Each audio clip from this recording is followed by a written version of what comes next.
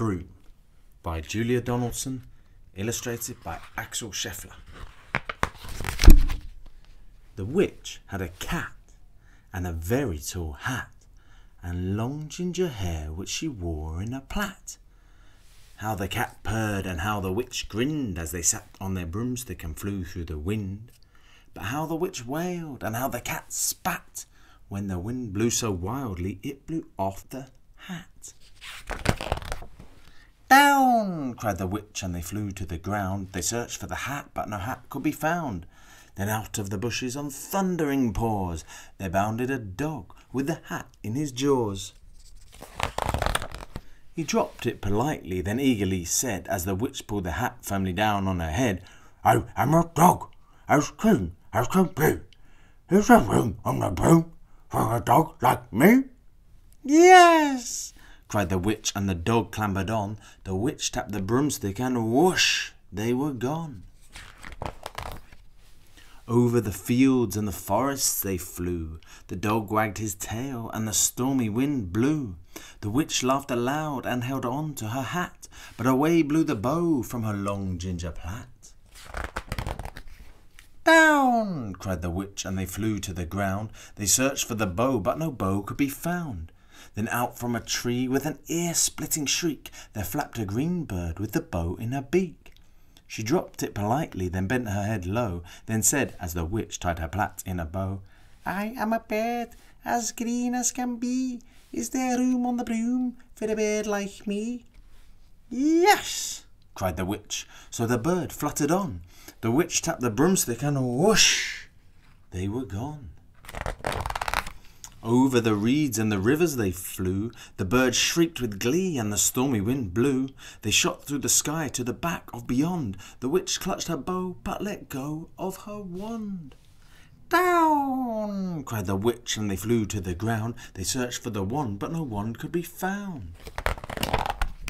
Then all of a sudden, from out of a pond, leapt a dripping wet frog with a dripping wet wand. He dropped it politely, then said with a croak, as the witch dried the wand on a fold of her cloak, "I am a frog, as clean as can be. Is there room on the broom for a frog like me?" "Yes!" said the witch. So the frog bounded on. The witch tapped the broomstick, and whoosh, they were gone. Over the moors and the mountains they flew. The frog jumped for joy, and the broom snapped in two. Down fell the cat and the dog and the frog. Down they went tumbling into a bog. The witch's half broomstick flew into a cloud, and the witch heard a roar that was scary and loud. "I am a dragon, as mean as can be, and I'm planning to have witch and chips for my tea." "No!" cried the witch, flying higher and higher. The dragon flew after her, breathing out fire.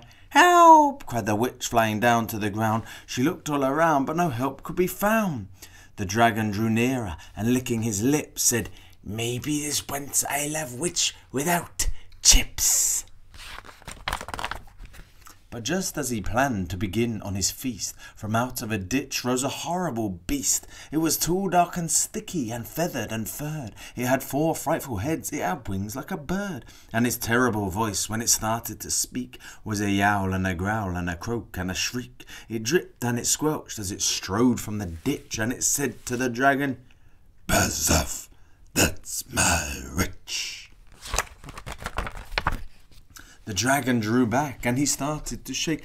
"I'm sorry," he spluttered. "I made a mistake. It's nice to have met you, but now I must fly." And he spread out his wings and was off through the sky. Then down flew the bird, and down jumped the frog. Down climbed the cat, and "Whew!"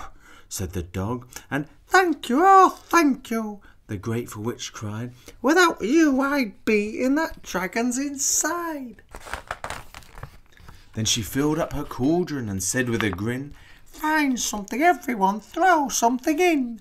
So the frog found a lily, the cat found a cone, the bird found a twig, and the dog found a bone. They threw them all in, and the witch stirred them well, and while she was stirring she muttered a spell. "Higgity, ziggity, zaggity, zoom."